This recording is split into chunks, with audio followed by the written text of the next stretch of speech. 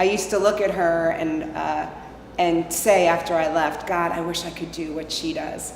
Laraine's courage and lifelong advocacy for those who are different parallel the way my dad lived his life. I feel that especially if we can start as young as possible to share and to show these kids, and that's why Laraine's, Ms. Gaunt's program is so essential.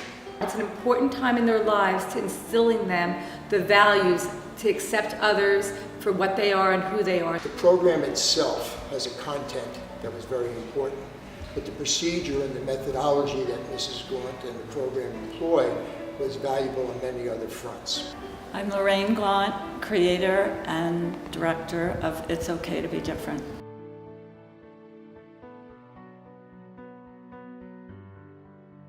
We are so excited to be celebrating our 40th year. Who would think I was still doing it today? But I am because of love, passion, and belief in our mission to teach young children empathy, respect, and kindness. When I was in high school, a very astute teacher saw something in me, then she suggested that I work at a camp in the summer as a counselor, and the camp was for kids with Down syndrome. My parents' reaction was interesting. They really didn't want me to do it because those kids can't do that much. You'll feel sorry for them and you'll be upset. But fortunately, people say today I have a lot of tenacity, and I guess I did then too, because I went ahead and I applied and I got the job. But I couldn't drive, so my mom had to drive me every day. And she drove me to the camp, and she dropped me off at the bottom of the hill, and I walked up to the campsite. So each day I would relate my experiences, and maybe after a week, my mom drove me to the top of the hill. And by the next week, my mom got out of the car and started meeting all the kids in the camp and hugging them. And by the end of the summer, she was totally engaged with all the kids at camp. And that's what It's Okay to Be Different. My feeling about it is about engagement. I wrote the curriculum for one second grade class called It's Okay to Be Different, Understanding Disabilities. And we implemented it with the help of other parents in one second grade class at Sickles School 40 years ago. Parents from 3 other classes said, how come my kids didn't have that program? So it was launched, and it went to all the second grade classes. My children both experienced this wonderful program at preschool where I was first introduced to it, and I was able to be in the classroom with them. And I found myself being as engaged of a student as the small children when I went to Laraine's class. There are definite lessons that stick out for me that resonated and made me really hopeful and made me tear up sometimes. The format for the program was through 3 avenues. So an example would be for blindness. First, introduction through literature. I believe it's called Sarah's Sleepover. And with this book, it's about a blind girl that has a sleepover at her home, and all of a sudden the lights go out. And as the lights go out, obviously for those that see, they can't see. So now Sarah, of course, being someone that is blind, is able to navigate her home. Several weeks later, the kids will have the building of empathy through hands-on experience. And then the last part is the speaker, the most important part. You know, I get some great questions that sometimes that's asked of me. You know, I'm sitting in there in front of them, and one of them, we open it up for questions, and they say, could you drive? And I'm like, well, I could, but it wouldn't really be very legal, and I don't think I'd get very far. So then they kind of get the idea, and then after, another question would be, if you're blind, how come you wear glasses? So that's one of the other questions that they asked me.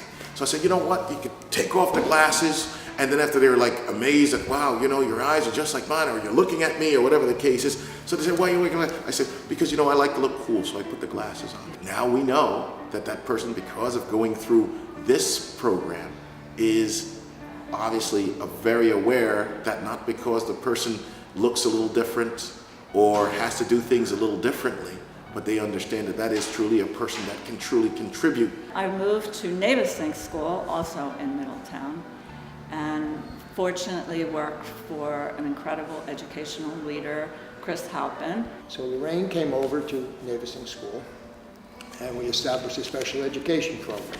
So I guess I started talking about It's Okay to him, and he jumped on the idea.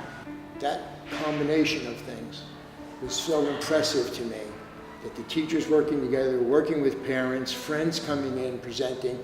When I thought that would be it, then the parents and Mr. Halpin came to me and said, you know, this concept is so important. Celebrating Cultures was born, and I wrote that. Laraine might not talk about this often, but Laraine was actually the Krista McAuliffe Award winner for the state of New Jersey because of this program. I had the fortune of winning the Krista McAuliffe Award from the state of New Jersey, which allowed me to have a sabbatical. And I took that time to write a program for 5th grade. And with a lot of help from parents, we developed Courage to Care. It teaches kids not only to be kind and empathetic, but it gives them the skills to stand up to discrimination. So a few years after that, I retired for what I now say my first time. I was not very successful with this. And I got a call to ask me to teach just the It's Okay to Be Different curriculum at Tower Hill Nursery School and Kindergarten. Again, I had a really good educational leader who was the director of Tower Hill. And she came to me after a couple of years and said, you know, Laraine, this whole message would be so good if it was part of an anti-bullying curriculum. And so I thought about it and then sat down to write Building Friendships, Be a Buddy, Not a Bully. And the emphasis here was on the friendship and not the bully. For half the year, we talk about being a friend and what does it mean to be a good friend. And I have to say I was delighted to participate in the Be a Buddy program. The younger students were so impressionable, and they were really amazingly adept at grasping the need to be kind. friendship is built on liking somebody for who they are. The lessons empower young people to put themselves in other people's shoes by being taught to understand how the different person feels. When a young person understands that differences are okay, they elicit better responses and reactions, and that brings forth better behaviors. We don't bring up bullying purposely till the second half of the year. We discuss, what do you do if you're bullied? What are some of the things that you can do? You know, call for help, yell, tell the person to stop it. There's different choices there too. And then we also talk about, what is the bully feeling like? Why do you think somebody's bullying? Maybe the bully doesn't have a friend. Maybe the bully's getting teased at home. That program was launched at Tower Hill and very successful. And then there were 2 parents at Tower Hill where their kids were moving to Sickle School.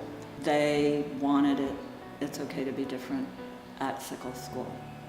And they campaigned for it. A wonderful thing happened that a new principal at Sickle School, Cheryl Cudahy, arrived. Thanks to Cheryl and the Suzanne's, Fairhaven Sickle School brought it full circle from where I started and then implemented it at Sickle School. And then it was complete, right? A couple years later, also thanks to Cheryl Cudahy and the many parents, they felt that I really should update the program and spent 2 years rewriting so that everything was all the new literature, technology, using more technology. In doing so, we were asked when were we going to write a curriculum for the LGBT community. Fairhaven also really pushed for it because they had students coming to the school and that were transitioning, and they felt that it was really important for the student body and the families to understand and be open and accepting. I actually asked for help this time, and a woman named Megan Washburn, who has a Center for Emotional Wellness, she co-authored it with me. I am happy to say that as of this year, because we just finished it last year, we have 4 schools in Monmouth County that are either already teaching it or are going to. I've always wanted this program to be preventative and not reactionary. And I think that beyond middle school is too late. We have to work with young children. So now we're ready to celebrate the 40 years and hope that it's okay to be different. We'll go to many more schools if people are ready. I believe it's a program that belongs in every school in the country and should be expanded beyond even what we're doing now. I'm the first openly gay elected official in Red Bank, and as a community activist, It's Okay serves as a reference point, a point from which we can circle back to encourage empathetic feelings, channel kindness, and anticipate resultant respect. It's what we put into them is what we get out of them as well. So that's why I'm so happy to be a part of all of that. But this is one of my favorites, and it's actually from Amy Tingle, and she titles it, How to End Racism. I don't know the answer. I wish I did. Some people teach tolerance courses. Some people write songs and poetry. Others move mountains. I believe we were all, every human being on earth, born to be loved, to be cared for, to be respected, to have our voices heard, for the chance to be educated.